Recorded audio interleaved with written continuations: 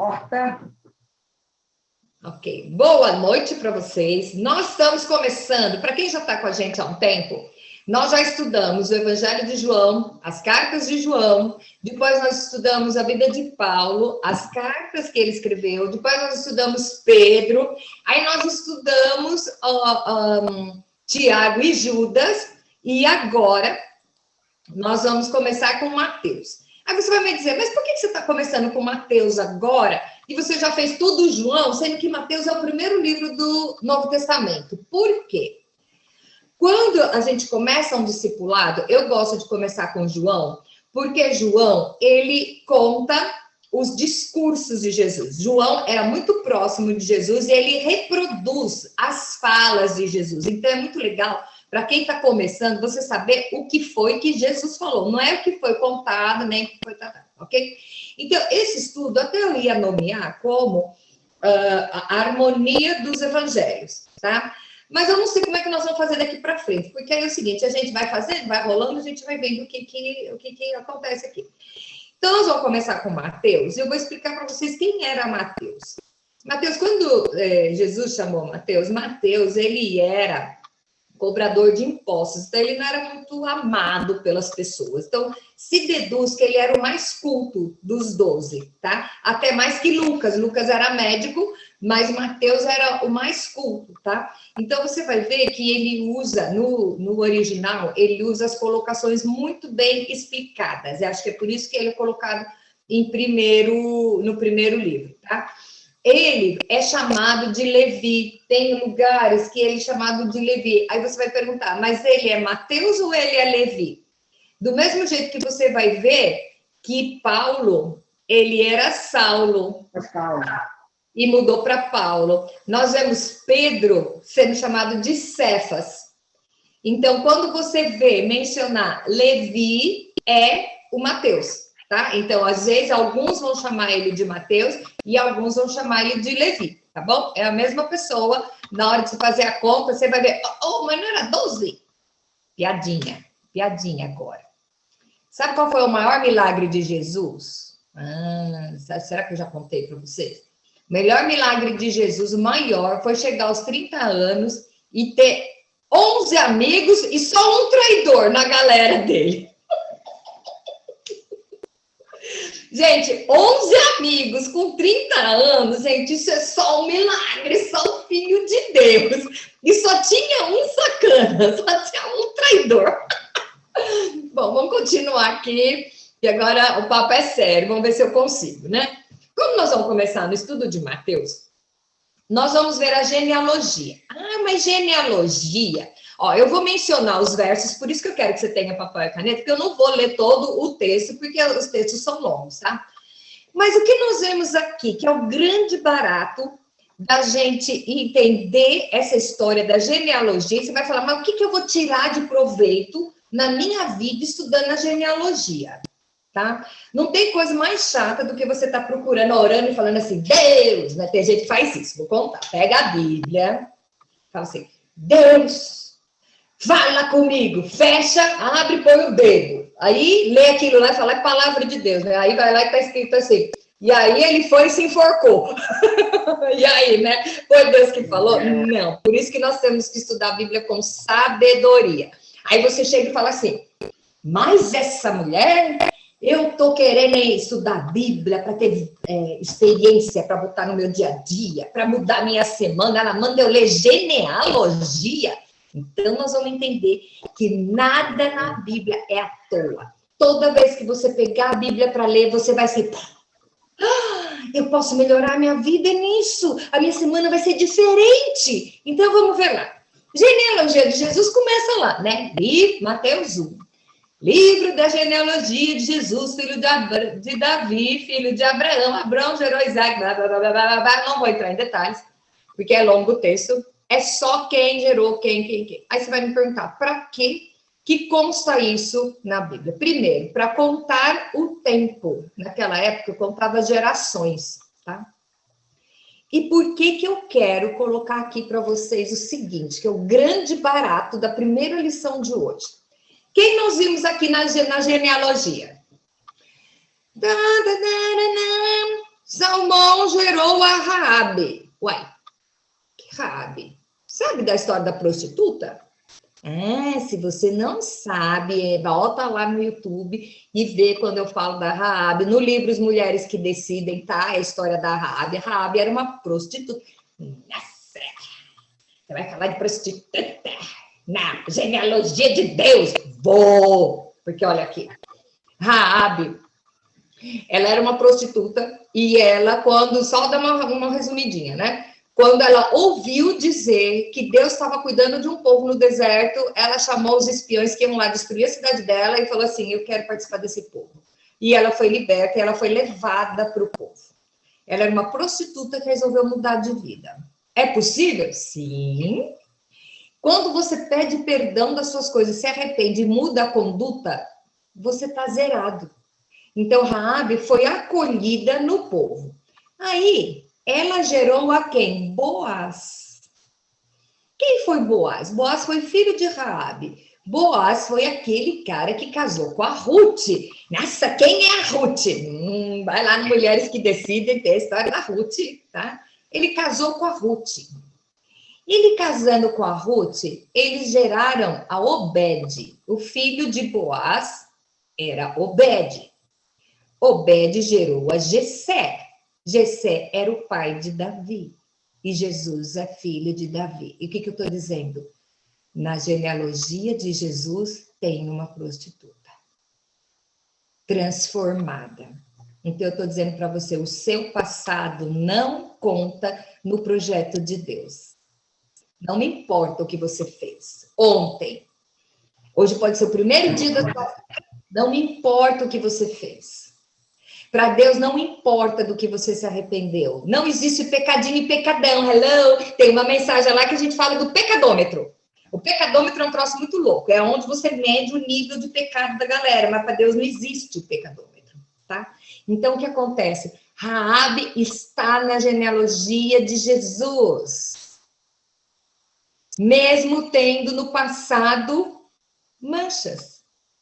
Mas é uma pessoa transformada. Então, nunca rejeite uma pessoa por causa do seu passado. Essa pessoa pode estar destinada a ser fazer um grande papel no reino de Deus. Raabe era uma prostituta, ela gerou a Boaz, que se você for ver lá no último capítulo de Mulheres que Decidem, eu falo sobre Boaz, que era o cara, é o cara que toda mulher, toda esposa precisava ter um Boaz na vida. Ele foi criado por uma prostituta e ele era o cara. E ele foi ensinado a resgatar uma mulher da viuvez. Ele foi o pai de Obed, Obed foi o pai de Jessé, Jessé é o pai de Davi. Davi não é qualquer Davi, é o rei Davi.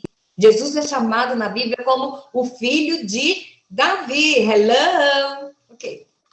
Beleza? Então, a primeira pergunta seria, quais os personagens que você conhece na genealogia de Jesus? Deve ter um monte aqui, mas para mim, o que me chamou a atenção no texto de Mateus, e só fala assim, Salmão gerou a Raabe, Raabe a Boaz, Ruth, que gerou a Obed, Obed a Jessé, Jessé gerou o rei Davi, Davi a Salomão, e continua.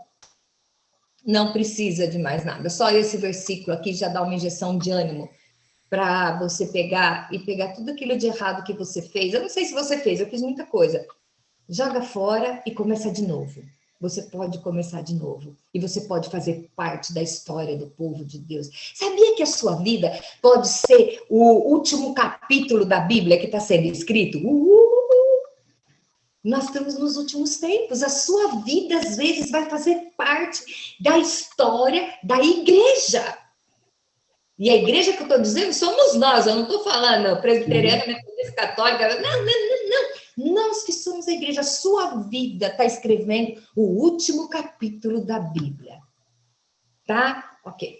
Já estou me empolgando aqui. Bom, aí, então, começa a genealogia de Jesus. Aí, nós vamos ver o que acontece com José quando ele descobriu que estava grávida. Eu vou passar batido nisso aqui, porque isso aqui a gente escuta desde bebezinho, né? Maria se achava noiva. Aliás, no vídeo do Apocalipse, que é as bodas do Cordeiro, eu explico muito bem essa história do casamento de José com Maria, porque ele estava noivo, era o hábito do povo judeu ter um noivado, e durante esse noivado você já é comprometida com o cara, mas continua na casa do seu pai, ok? Beleza. Vai lá, no estudo do Apocalipse, acho que é o 22, que é as bodas do Cordeiro, eu explico tudo isso aí. O que aconteceu? José, quando descobriu que ela estava grávida, a lei mandava apedrejar, tá? E ele decidiu o quê? Ele descobriu, ela era uma menina jovem, ele era bem mais velho, e ele decidiu deixá-la secretamente. Porque se ele fizesse um escândalo que ela estivesse grávida, ela ia ser apedrejada até a morte. E ele a amava, ele não queria fazer isso. Portanto, se ele fugisse, a culpa seria dele. Ela não seria desonrada. A culpa seria dele, que era covarde. Então, foi isso que ele decidiu. Até que o anjo foi lá atrás e falou assim, vem cá, não temas a receber Maria como sua esposa, porque isso que é gerado nela é fruto do Espírito Santo. Agora eu vou falar um negócio aqui para vocês. Quem é o cara que recebeu uma mensagem dessa e chupou essa manga? Tá? Nós somos casadas. Chega e fala pro seu marido, olha, você não sabe o que aconteceu. Então, né? Quero saber se você não vai entrar na Lei Maria da Penha, numa história dessa, tá? Quem está aqui muito tempo não deve saber o que é Maria da Penha, mas é defesa da mulherada que apanha no Brasil. Tá? O que acontece? Tem um estudo também que fala sobre o pai de José. O cara que criou esse homem, que ele estava tão disposto e sensível a ouvir a voz do anjo e obedecer, independente do que os olhos estavam vendo. Então, eu já ouvi uma amiga, eu tenho uma amiga que é católica, e ela, Ana, escuta essa, ela dá muita risada. Ela falava assim, não, Maria, a gente tá, mas santo era o José, porque encarar uma dessa... Maria deve ter sentido o anjo falando com ela, mas convenceu o José, o santo aí era ele. Por quê? Gente, que qualidade de homem estava tão sensível, reconheceu o anjo falando, e ele fez o quê? Voltou e ficou com ela, tá? Então, nós já temos aqui, depois eu vou resumindo as lições que a gente tem que aprender hoje. Eu quero saber o seguinte, você está disposta ou preparada ou madura o suficiente para receber uma ordem de Deus, um conselho, alguma coisa que vá contra todos os princípios e cultura que as suas amigas, que você vê, que a sociedade, não sei o quê, para fazer a vontade de Deus? Aí você vai me dizer, mas somos todas mulheres, vamos mudar aqui um pouquinho, tá? Vamos supor que o meu marido é um cachaceiro. Todo mundo sabe o que é cachaceiro? Pingaiada, ok? Ele é um pingaiada e eu resolvi largar dele, ok, tá? Porém, Deus me fala, tenha um pouco mais de paciência, que eu vou transformar a vida dele através da sua. Aí, mas como é que eu vou na reunião da Mary Kay e vou contar isso? Vão me chamar de, não vou usar a palavra, mas vão me chamar de traída, né? Vamos usar uma palavra feia aqui. Como que eu vou contar para minhas amigas que eu resolvi dar uma segunda chance para ele? Eu não estou defendendo casamento abusivo, não. Eu sou muito firme em relação a casamento abusivo, tá? Você não tem que passar por um casamento abusivo por causa de uma situação A ou B. Porém, vamos supor, baixou um anjo lá e fala assim, calma, porque eu tenho um projeto na vida dele. Você está preparada a tomar uma atitude baseada numa coisa que você conversou com o Espírito Santo? Aí você vai me dizer, como eu vou saber? Desculpa aí, filha, só quem tem intimidade com o Espírito Santo vai saber se é ele que está falando ou se é coisa da sua cabeça. Ninguém pode entrar em detalhe. Então, eu não posso chegar e falar para Ana, larga do seu marido, porque ele é um cretino, não sei o quê. Eu não sei. Nem filho sabe o que passa dentro de no relacionamento de um casal. Muitas vezes nós nos comunicamos com o olhar com os nossos cônjuges. Como você vai chegar para o seu marido que de repente vai falar assim, você é um fracassado, você é um bêbado, você é um fracassado, e de repente a sua função, tá? Você está colocada aí para santificar a vida dele? Veja bem, eu não estou fazendo apologia a relacionamento abusivo, não é isso. Eu estou falando um outro caso, que você não aceita só para não ficar mal com as amigas. Aí eu vou te perguntar, Salmo 1 diz o seguinte, bem-aventurado o homem que não anda no conselho dos ímpios. Para quem você anda pedindo conselho? Para um monte de divorciada? Infeliz, mal amanda? Você pede conselho para casamento para um monte de mulher que está mais perdido do que cachorro que caiu da mudança? Para quem você está pedindo conselho? Você não vai ser bem-aventurado. Bem-aventurado é mais que feliz. Você tem um problema conjugal? Tem que procurar alguém que é capacitado para te ajudar. E mesmo assim, quem tem que decidir é você. Com exceção de agressão física, que nós temos casos assim, que muitas vezes meu marido fazia um trabalho desse na Espanha, e era barato, ia tirar as mulheres de casa, ele tinha que tirar as mulheres, ele tinha uma casa para colocar as mulheres e filhos de casamento abusivo, denunciava na polícia, depois ele ia lá na cadeia, ficar discipulando o cara, mas primeiro ele mandava prender, porque não pode. Muitas pessoas usam o nome da Bíblia, da igreja, para cobertar um relacionamento abusivo. Não é isso que eu estou falando aqui, eu estou falando de uma outra coisa. Ai, mas você tem que entender que meu marido é um cabeção. Ok. Nós não estamos no Oriente Médio, onde você é obrigado a casar com uma arma na cabeça. Quando você conheceu, ele já era, a cabeça só estava crescendo. E você casou com ele, agora você reclama que ele é cabeção. Gente, quem casou com o cabeção foi você que escolheu o cabeção para casar. Tá? Então, vamos ver aonde que você está, como você pode fazer a diferença. Nem sei porque eu estou falando isso, mas tudo bem. Vamos falar do José, que era o grande cara, tá? Então, o que acontece? Aonde você está plantada, e mesmo que você tenha um problema sério, ponha a sua situação nos pés da cruz, conversa com Deus, pede para ele te orientar, que eu tenho certeza, a palavra de Deus diz que Deus não deixa nenhum do seu filho sem resposta. Isso eu estou falando de marido, estou falando de chefe, eu estou falando de filho, eu estou falando de amiga. Tá? De repente você está plantado aí para ser sal e luz na vida de uma pessoa, até para sair fora, se precisar, ok? A pergunta 3, nós vamos ver, então, nós estamos lá no Natal, tá? Então vamos acompanhar que nós estamos lá no Natal.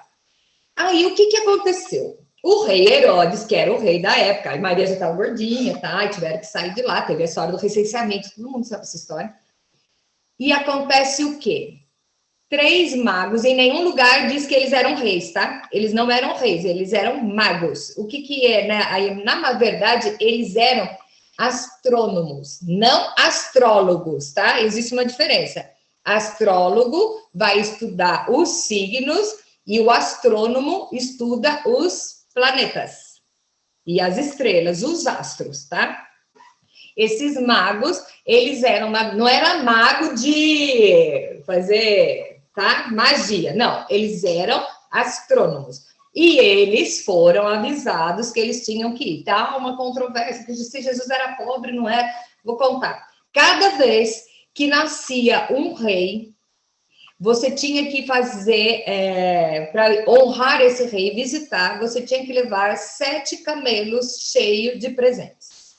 Então, eram 3 magos ricos, cada um levando 7 camelos cheios de... Gente, era 21 camelos carregados de bens. Por quê? Deus sabia que eles iam ter que fugir, porque Deus proveu o sustento de José para poder sustentar durante 3 anos.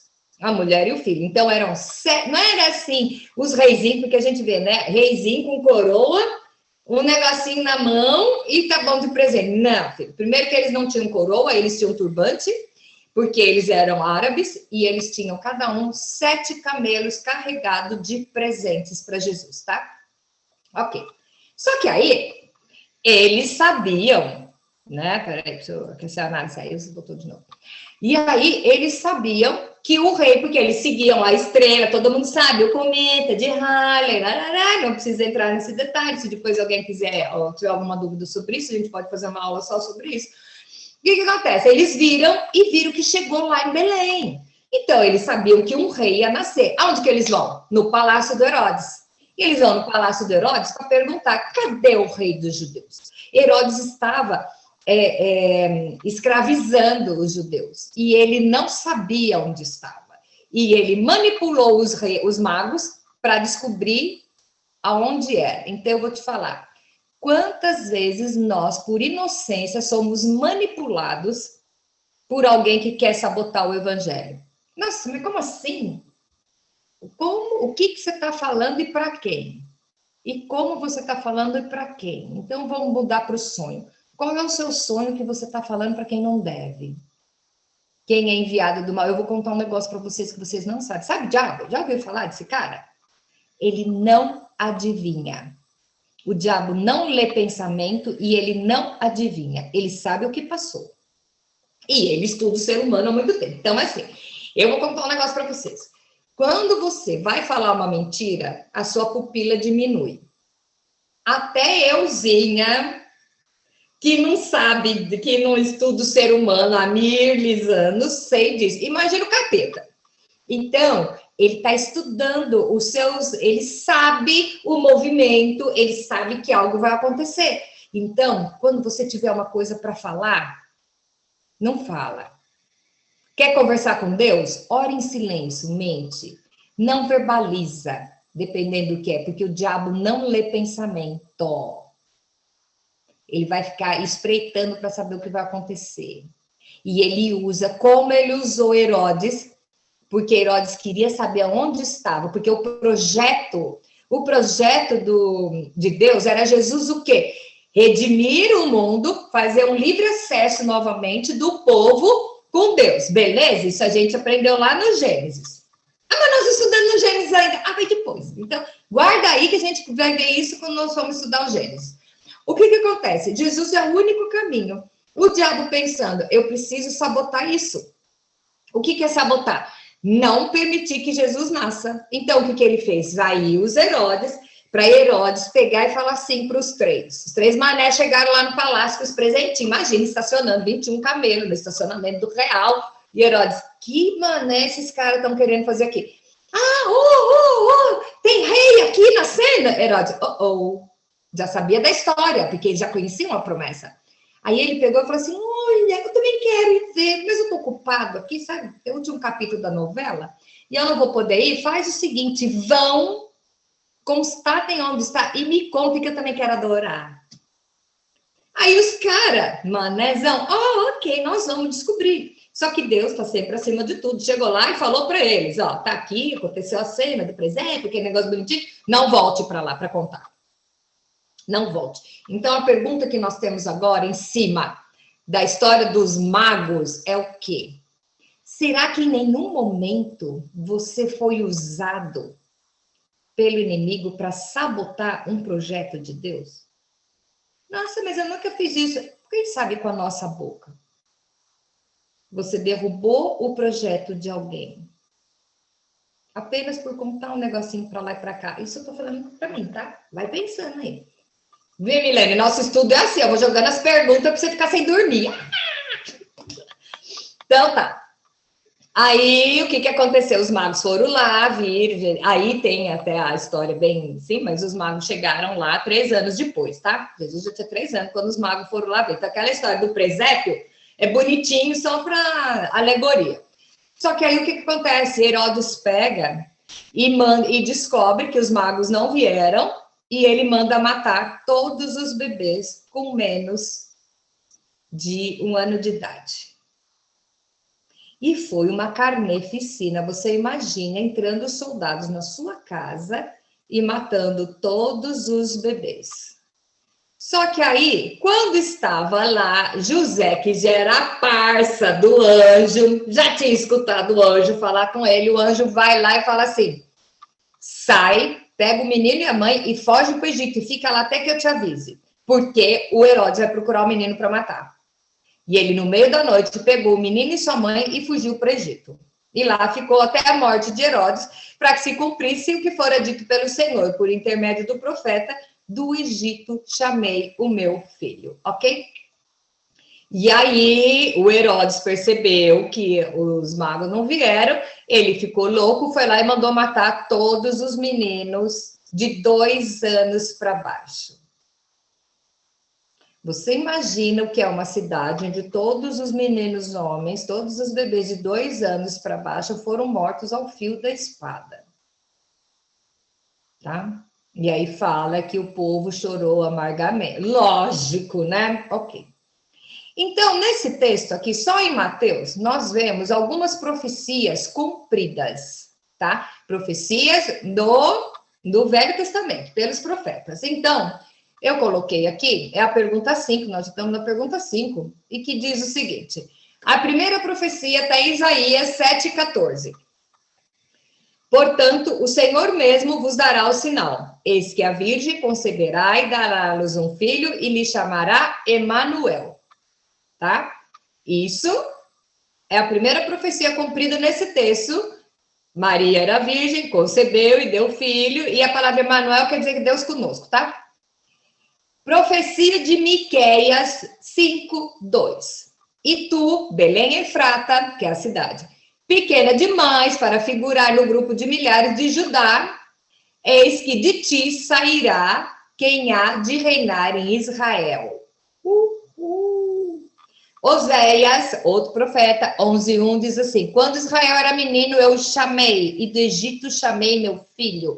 Jeremias 31:15, assim diz o Senhor: ouviste o clamor de Ramá, pranto e grande lamento. Era Raquel chorando por seus filhos, inconsolável por causa deles, porque já não existiam. Raquel aqui quer dizer do povo de Israel, tá?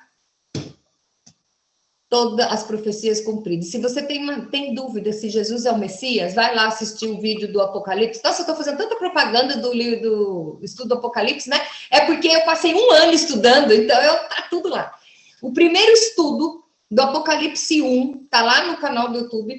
Eu explico o porquê que o judeu não aceita que Jesus é o Messias e porquê que nós aceitamos Jesus o Messias. Se você tem alguma dúvida quanto a isso, eu entrei num site exclusivo de judeu para saber da boca deles o porquê que eles se baseiam para não aceitar Jesus como Messias, tá?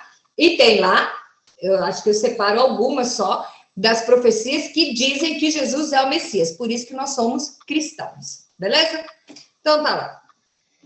E aí, nós começamos a prévia do que aconteceu com a vinda de Jesus, com o nascimento, e nós temos algumas liçõezinhas aqui, tá bom? Depois eu vou separar as perguntas. E agora nós vamos saber quem era João Batista. Gente, tem tanta coisa louca para você aprender em João Batista, então eu vou pedir para você depois entrar em Lucas 1. São 80 versículos que conta a história do nascimento de João Batista. João Batista, na verdade, Maria era a prima de Isabel. Isabel é a mãe de João Batista. E é muito legal, eu quero que vocês leiam a lição de casa, para saber quem era João Batista, tá? Então, todas nós temos acesso à Bíblia, ou Bíblia de papel, ou Bíblia online, ou no telefone, sei lá. Tá lá em Lucas, são 80 versículos, né? Então, eu não vou ler, porque o nosso tempo é curto. Mas você vai saber quem era João Batista. João Batista era o primo de Jesus. Ele estava, filho da prima, né? Ele estava preparado, ele foi chamado para anunciar a vinda, preparar o caminho que Jesus ia vir. Então, ele vinha e ele pregava. E ele sabia quem era Jesus, porque ele era primo. Gente, não tinha Facebook, não tinha Instagram, não tinha telefone, não tinha nada. Ele sabia, nem sei se sabia a cara direito, porque depois que nasce barba, muda tanto a cara das pessoas, né? Então eu nem sei. Mas ele sabia que Jesus, o primo dele, era o filho de Deus e ele veio para preparar o caminho, beleza? Tanto que quando Maria contou para Isabel que ela estava grávida, Isabel já estava grávida, acho que de 6 meses, diz que João Batista já se mexeu dentro da barriga dela. E ela falou, o bebê já está se mexendo, dando a vinda a Jesus, tá? Então, o relacionamento dos dois era um troço muito louco, porque eles eram primos e, na verdade, um veio para preparar o caminho do outro, tá? E aí, então, o que acontece? Qual que era? A pergunta 7 diz o seguinte, qual era a mensagem de João Batista? A mensagem de João Batista era o seguinte, arrependei-vos porque está próximo o reino dos céus, ok?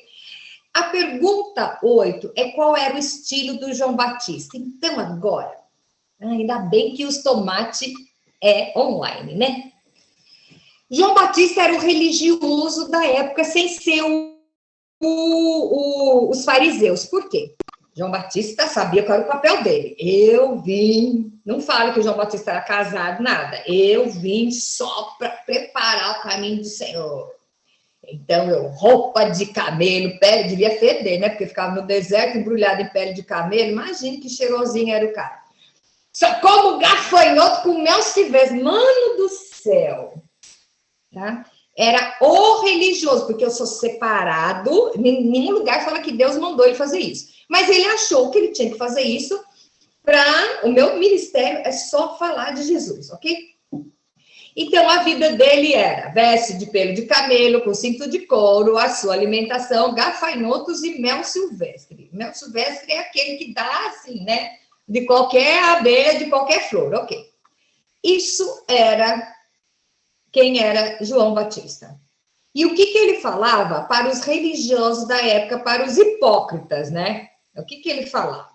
Ele dizia o seguinte: vocês são raça de víboras, vocês não têm medo do castigo, vocês continuam nos seus delitos. A palavra dele era muito dura, tá? Ele era o... Veja bem, gente, eu não estou falando mal de João Batista, não. Eu estou dizendo, traçando o perfil dele. Ele era o cara que vinha com cinto.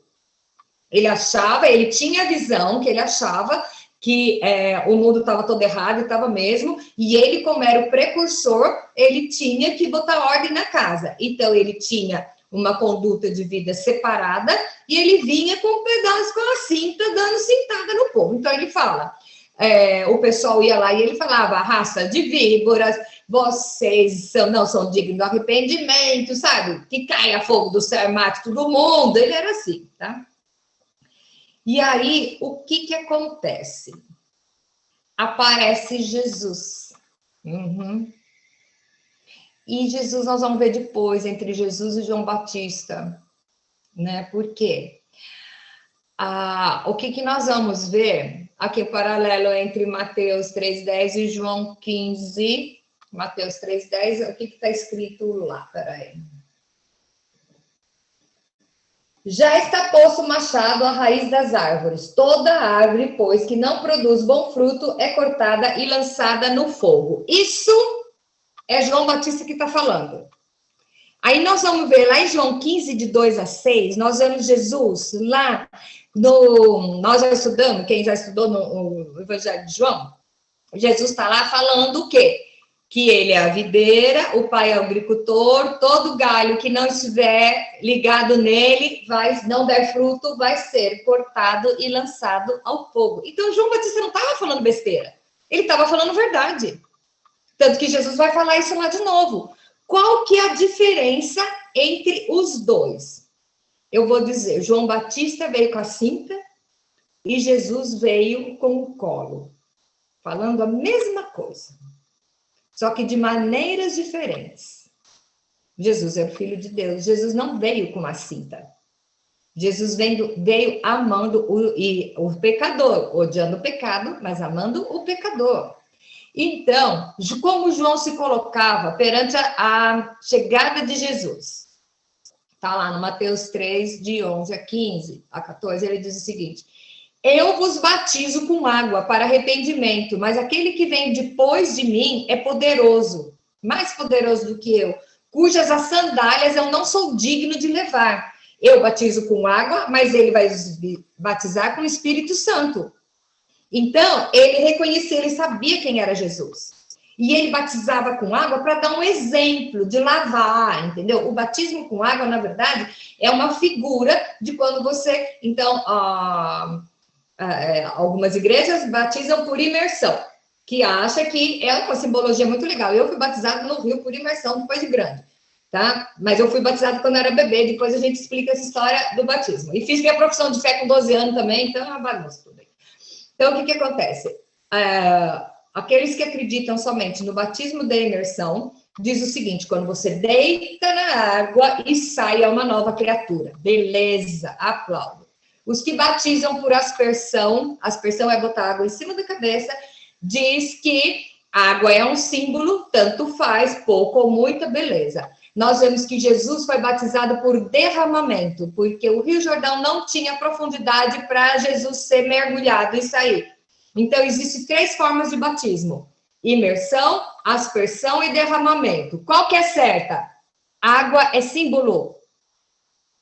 Então, se você estiver em algum lugar pregar o evangelho para alguém, e essa pessoa, eu quero batizar, e você tiver uma garrafinha de água, não nega o batismo para essa pessoa, porque a água é símbolo de uma transformação que está vindo dentro da pessoa. Então, quem assistiu a novela O Apocalipse, lá do Edir Macedo, é muito legal a hora que o protagonista lá, que ele era ateu e não sei o quê, quando ele se converte, ele se batiza sozinho, já tinha acontecido o arrebatamento e tudo, ele entra no mar e fala assim, não tinha ninguém para batizar ele, tá? Porque na novela já estava sozinho. E ele fala, eu vou me batizar. E ele sai. Então, vamos deixar a religiosidade de lado. Gente, o mundo não tem mais espaço para isso aqui. Para isso aqui. Gente, Deus, ele não é moldado de acordo com as doutrinas da sua igreja. Deus se revela aqui.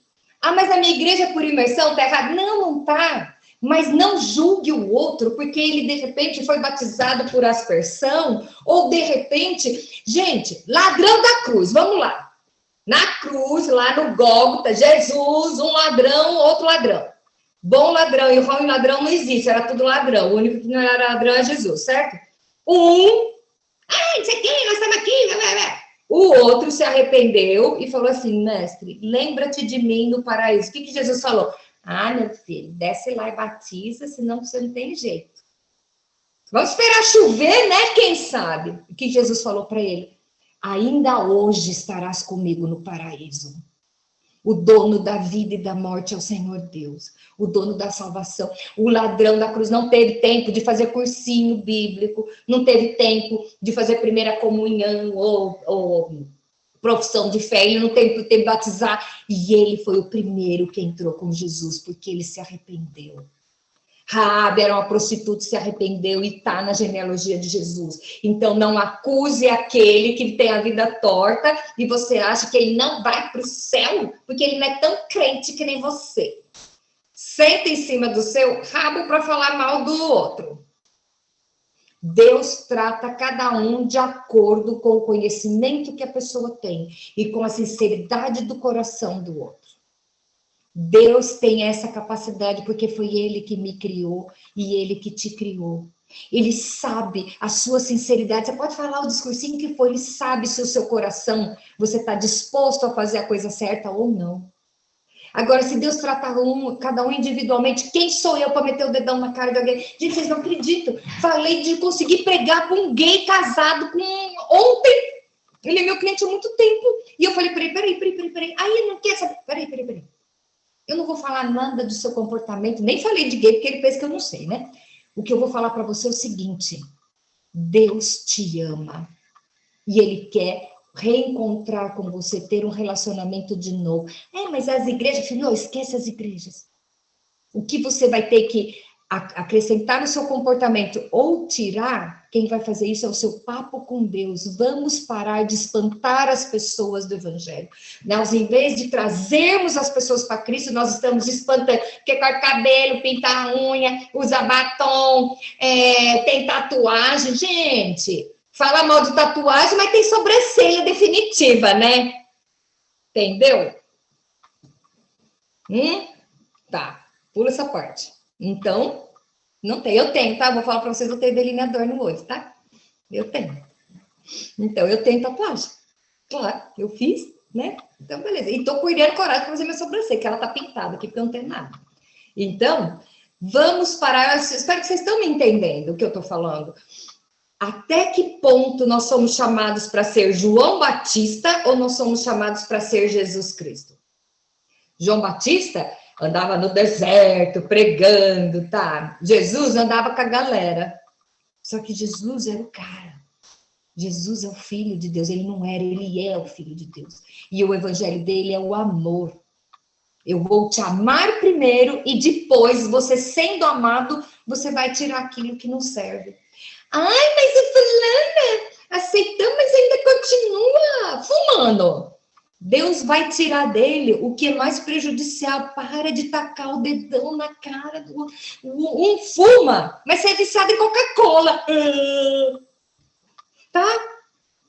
Vamos deixar de ser hipócrita. Gente, eu falava até O ano passado, não, até o mês passado, eu dizia, o meu discurso era, o muro não me cabe mais. Não dá mais para você ficar em cima do muro. Hoje, o meu discurso é o seguinte, não dá tempo mais de você ser hipócrita. Jesus está voltando, as pessoas estão se perdendo, ansiosas pela palavra do Senhor, pelo conhecimento da palavra, e a gente está preocupado com comprimento de saia, com cor de unha, com cabelo cortado. Ah, gente, vamos crescer, vai, vamos crescer. Ai, se o fulano toma vinho, come ossa na ceia. Ai, se usa calça, usa saia. Gente, hello, tá? Você é Jesus ou você é João Batista? Você está sendo discípulo de qual dos dois? Não dá tempo mais de você ficar com dúvida. Tá na hora de você ter um posicionamento e saber qual é o papel que você ocupa no universo. Você quer atrair as pessoas a Cristo ou você quer expulsar? Gente, eu falo com meu marido direto, porque eu brinco com ele. Meu marido é pastor, tá? Para quem não conhece, fico brincando assim que eu não gosto de crente é muito chato. No céu vai ter que ter andar, porque tem uns crentes que eu não quero encontrar lá em cima. Sabe aquele pessoal do Talibã gospel, né? Nada pode, nada pode, nada pode. Não, gente. Deus trata, eu não quero ser a boca do inimigo para acusar os outros, eu quero ser a boca de Jesus para amar os outros. Quem vai limpar, convencer é o Espírito Santo, não é você com seu discursinho. Se você tiver um discursinho de sacrossanto, você vai espantar as pessoas do amor, da beleza do Evangelho. Fale de Jesus, fale do amor de Deus, a tempo e fora de tempo. É o amor que vai transformar a vida das pessoas, não é o chicote, tá bom? Nossa. Então, né, voltando aqui, eu perco, eu me empolgo, às vezes eu perco o fio da meada, tá? Vamos lá. Pergunta 12 diz o seguinte, por que Jesus queria ser batizado? Jesus chegou para João e falou assim, você vai me batizar. João Batista sabia quem era ele. E João Batista falou, eu não sou digno sequer de desatar a correia das suas sandálias. E Jesus respondeu o que para ele? Tá lá, Mateus 3,15. Olha que louco. Jesus respondeu, deixa por enquanto. Porque as pessoas não sabiam quem ele era, só João sabia. Porque assim nos convém cumprir toda a justiça. Então eu te digo, a justiça é a lei. Se Jesus... Gente, eu não estou falando Zé da esquina, não. Jesus disse que ele tinha que cumprir a justiça. Quem é você na fila do pão de falar assim, ai, mas para mim eu não preciso disso. Quem é você? Se o próprio Jesus se sujeitou. E eu vou contar para vocês. A minha igreja, eu sou numa igreja tradicional e que batiza criança. E eu fui batizada quando criança. Quando eles batizam criança para apresentar, e com 12 anos a gente chama de profissão de fé, que seria na hora da razão, papapá, depois eu explico exatamente o que é isso. Quando eu fui organizar uma igreja pentecostal, eu dava discipulado para o povo que ia batizar, e o pastor falou para mim assim, cara, você batizou nas águas? Eu falei, não, fui batizada por aspersão, e depois eu fiz minha profissão de fé com 12 anos. Aí ele falou assim, ok, tudo bem, ele era muito, né? Ele disse assim, até Jesus foi lá para a água. E eu falei, uai. Então, eu fui para o Rio até o batismo, eu fui lá e batizei. Gente, do jeito que eu sou fredenta, foi um teste para mim, foi o dia mais frio do ano. Era num riozinho com a água vinda da montanha. Se olhar, já vi os cubinhos de gelo caindo, assim, sabe, quadradinho da geladeira? Vinha e batia na cara da gente. Eu nunca senti tanto frio. Para você fazer uma ideia, colocaram uma bacia de água quente para quem saísse da água, mergulhar na água quente para não congelar, de tanto frio. E eu fui. A minha mãe ficou sem falar comigo 3 meses, porque ela disse que eu estava renegando o batismo que ela me levou. E eu vou falar para vocês por que eu batizei. A Emilene está me conhecendo agora. Eu tenho comigo o seguinte, eu quero chegar lá e Deus falar assim para mim, não precisava de nada disso, do que ele chegar e falar assim, eu te pedi tal coisa, você não cumpriu. E quando esse pastor para mim falou assim, você está discipulando as pessoas, você está dizendo que elas têm que batizar. Elas acreditam no batismo de imersão. E você não passou por isso? Eu falei, orei e falei, Senhor, eu acho que eu sou batizada. Eu tenho comigo, eu fiz a minha profissão de fé consciente, mas eu não quero ter em débito com nada. Então, eu vou batizar se eu achar que foi bobagem, beleza, desconta, pula essa página. mas eu não quero pecar por omissão.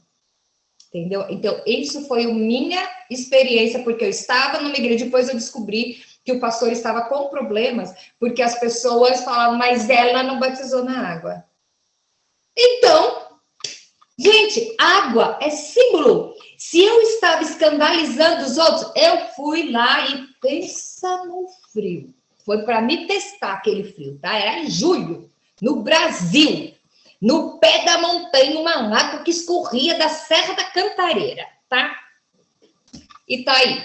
Então, eu tô dizendo o quê? Tem que batizar? Gente, isso é pessoal. O ladrão da cruz não batizou. Agora, o que é importante para você? Você foi criada achando que a sua demonstração pública de fé, que é o batismo, é uma demonstração pública para uma coisa que já aconteceu dentro de você, beleza? Você acha que precisa? Batiza. Você acha que não precisa? Beleza. Isso você vai resolver com Deus, tá?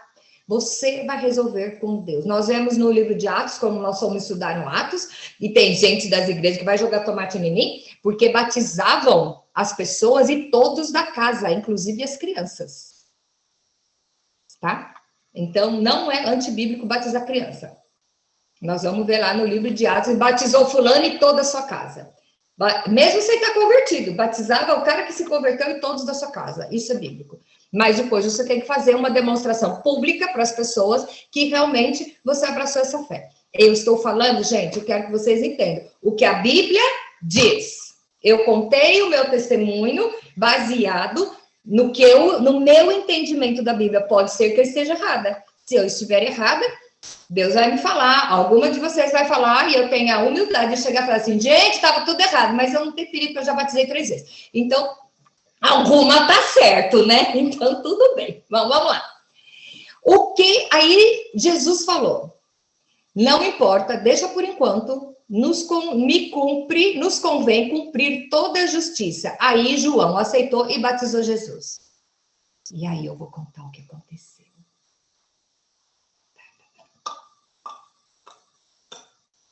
Jesus entrou na água. Gente, vamos imaginar o cenário lá, beirado do Rio Jordão. Jesus entrou na água. A galerinha lá, todo mundo, que devia ter fila para batizar, né? Pessoal com senha, acho que é, né? Roupinha branca distribuída, não sei como é que é. A hora que Jesus bateu esse papo com João, assim, tete a tete, o povo, a galera não escutou. A hora que batiza, desce uma pomba branca na cabeça de Jesus. O céu abre e uma voz do céu fala: este é meu filho amado em quem eu tenho prazer. Você imagina você ver uma cena dessa? Não, eu não queria sair, eu já me ajoelhava lá e falava assim, agora pode, me leva, porque eu não quero perder essa imagem.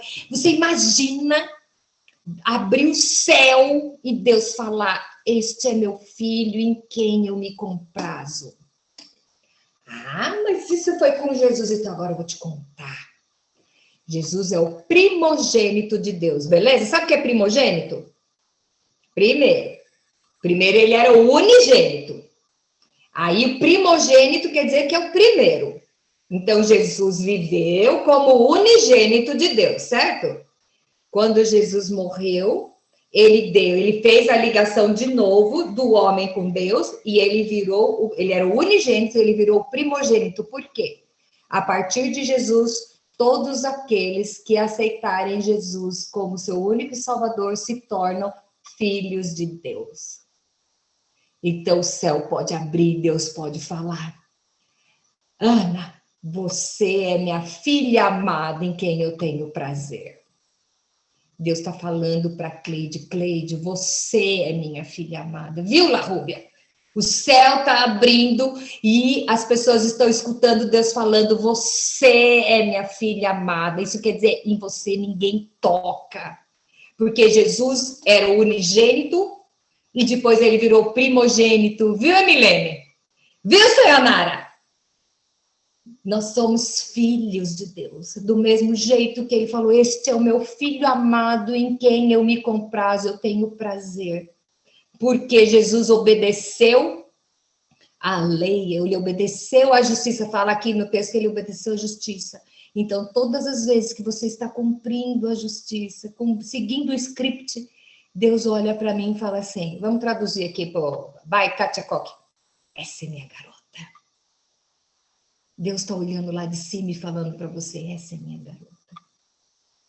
Será que ele está falando isso para mim e para você hoje? Será que o seu dia, as atitudes que você teve hoje no seu dia, Deus está olhando e falando assim, olha lá, minha filha, ó o que ela fez, ó. Porque mãe é tudo assim, né? Pai, mãe é tudo assim, né? Fica com orgulho das coisas boas que fez, né? E pai, quando o filho faz coisa errada, fala, é seu filho, né? Quando faz coisa certa, é filho do pai. Quando faz coisa errada, é só filho da mãe, né? Então, eu te digo o seguinte, hoje, aqui nos Estados Unidos, são 8 horas, no Brasil, são 10 horas da noite, você já passou o seu dia inteiro, e eu quero saber uma coisa, você não responde para mim. De todo o seu dia, a hora que você foi deitar e dormir, Deus vai olhar e falar assim, essa é minha garota. Será? Aí fica aquela crise, nossa, não, por que você fala isso? É muita cobrança. Tem jeito. Deita e fala, Senhor, alguma coisa que eu fiz hoje não foi exatamente o que eu tinha que fazer, mas seu filho morreu na cruz por mim, então o sangue dele é capaz de limpar tudo, zerar tudo. Fala para mim que eu sou sua garota, me perdoa. Vai dormir com a vida limpa. Vamos ler o estudo. Milene, depois você entra lá e vê o estudo que nós fizemos no domingo, que é o princípio do viver santo, você vai entender a história do canudinho. Tenha o seu canudinho limpo. Tenha o seu canudinho limpo. Para Deus olhar e falar assim, essa é minha garota. Então, as perguntas para essa semana que o nosso tempo já está ruindo. Quem pode participar do projeto de Deus? Qual é o seu pecado, o seu problema? Você pode participar do projeto de Deus para esse mundão? Resposta: nem sei o que é que você já fez ou o que você faz. Pode! Pode! Deus quer usar você no projeto dele para você fazer parte do último capítulo da Bíblia. Ok? Não importa o que você faça. Pergunta número 2. Você está preparado para uma ordem absurda? Assim como José? Pergunta número 3. Você está se deixando manipular em relação a Jesus? Pergunta 4. Qual é a verdadeira mensagem do Evangelho? A mensagem de João Batista ou a mensagem de Jesus? E agora, pergunta 5. Eu preciso obedecer literalmente ou é alguma coisa? Então, a pergunta é o seguinte. Este livro, meu tá velhinho, tá? Amo essa Bíblia, não vou abrir mão dela. Enquanto ela não se dissolver na minha mão, vou usar ela. Isso aqui contém a palavra de Deus ou é a palavra de Deus? Qual que é a diferença? Se ela só contém, tem algumas coisas que eu posso tirar fora da minha vida. Mas eu creio que ela é. Então, mesmo que tenha alguma coisa aqui escrita que vá contra o desejo do meu coração, eu vou assumir, eu tenho que deixar. Isso é para corajoso, isso não é para covarde. Desculpa aí, isso não é para covarde. É só para guerreira. Deus ama as meninas. Deus ama as gatinhas. Deus ama as criancinhas. Não ama? Ama, mas Deus trabalha com guerreiras. Você é guerreira? E aí, hoje à noite, a hora que você deitar, que for dormir descansando, Deus vai falar, essa é minha garota? Então, essa é a lição de hoje. Nossa, mas nós vimos tudo isso na primeira lição de Mateus. Eu acho que já, né, deu para chacoalhar. Então, é assim, você está disposto a fazer parte desse time que está vencendo, lutando para vencer? A diferença é que os exércitos vão para morrer e para matar as pessoas. E não sabe se vão vencer ou não. O nosso exército, nós sabemos que já venceu. Quem traz a ferramenta é o Senhor. E nós não vamos matar o inimigo, nós vamos livrar o inimigo da morte. Quer fazer parte desse exército? Seja uma guerreira. Tenha coragem de, antes de mudar o outro, de mudar a si mesmo. Então, faça um scanner na sua vida. O que eu preciso tirar da minha vida hoje, para Deus olhar e dizer assim, essa é minha filha amada, em quem eu tenho prazer.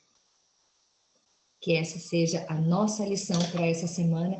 E se você tem coragem, gostou, semana que vem tem mais, tá bom, meninas?